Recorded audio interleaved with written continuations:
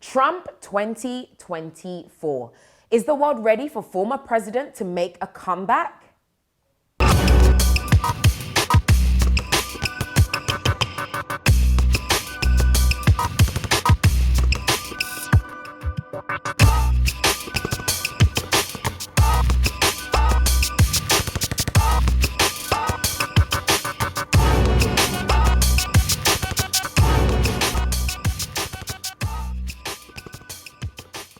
Hello, my name is Nissy Tee and welcome to Watchman News. Breaking news.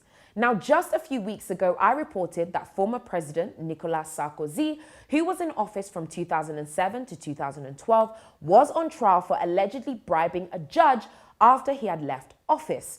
It was also alleged that he had illegally obtained information from a senior magistrate regarding a legal action in which he was involved in. Well, as of Monday, the 66-year-old Mr. Sarkozy was in fact convicted and given a 1-year prison term and a 2-year suspended sentence after being found guilty on the grounds of corruption and influence peddling.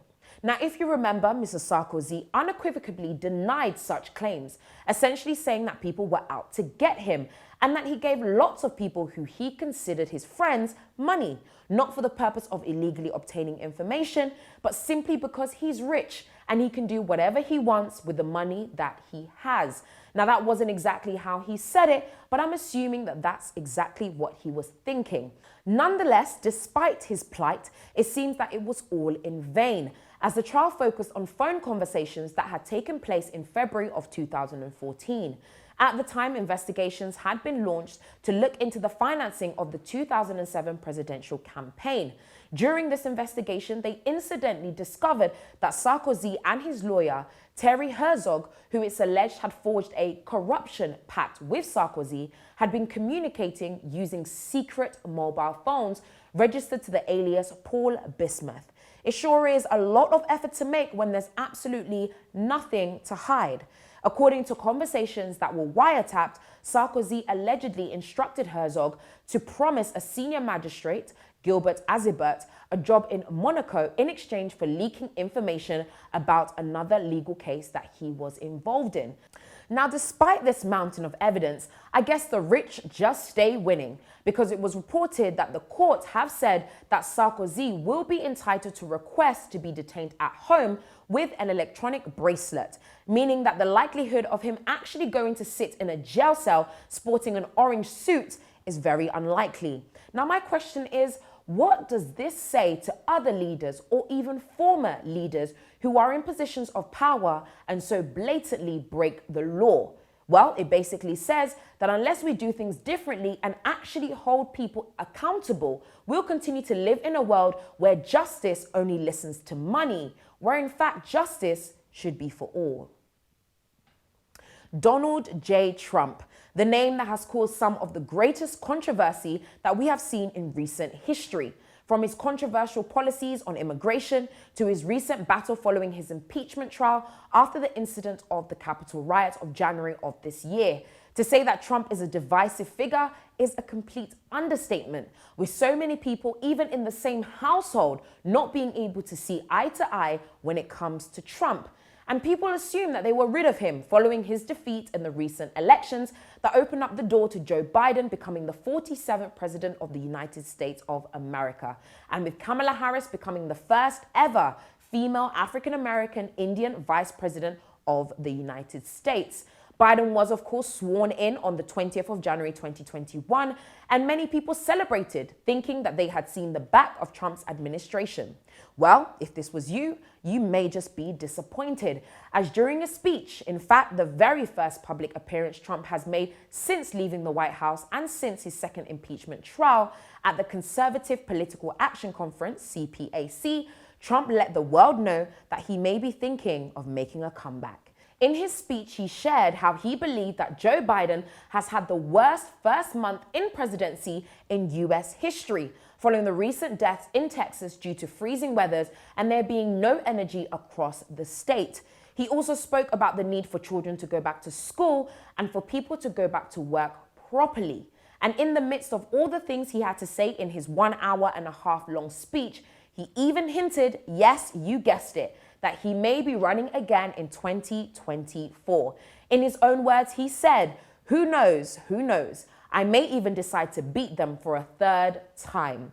Now, of course, he was throwing a little bit of shade there as he continues to claim that this election was stolen from him and the Republicans. Now, Trump also shut down claims that he'd be starting his own party, saying why on earth would he do that when all it would do would separate the votes. And instead, he said that the Republican Party would come back stronger and better than ever.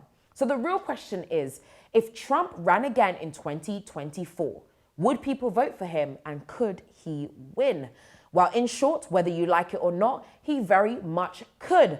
Though people continue to deny that voter fraud took place and the Supreme Court said that there was no case of voter fraud, we cannot deny that some fishy stuff was happening. Whether it be videos surfacing that were very quickly deleted by YouTube of people pulling boxes from under tables at voting centers, a video of which you can find on our app, by the way, which is the Rig Nation app, because if we were to put it on here, guess who'd get cancelled? Me and our platform. Or videos just like this one. Take a look.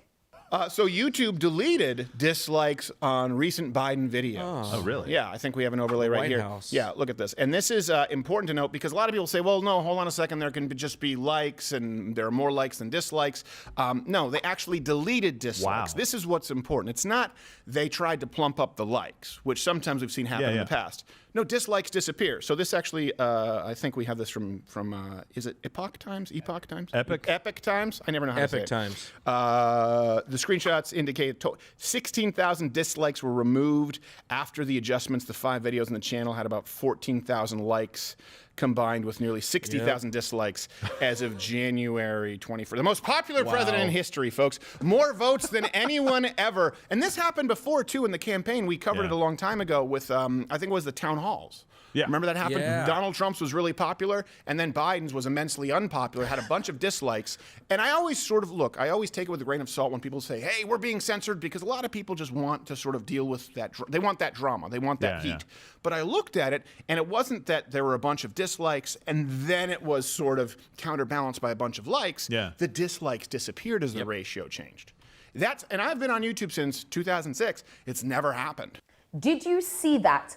The man who's claimed to be the most popular president ever in human history, literally or allegedly, with over 81 million votes, is apparently even more popular than the beloved Barack Obama, as in the guy that got the most presidents ever, had over 10K dislikes on a video, and all of a sudden they just disappeared.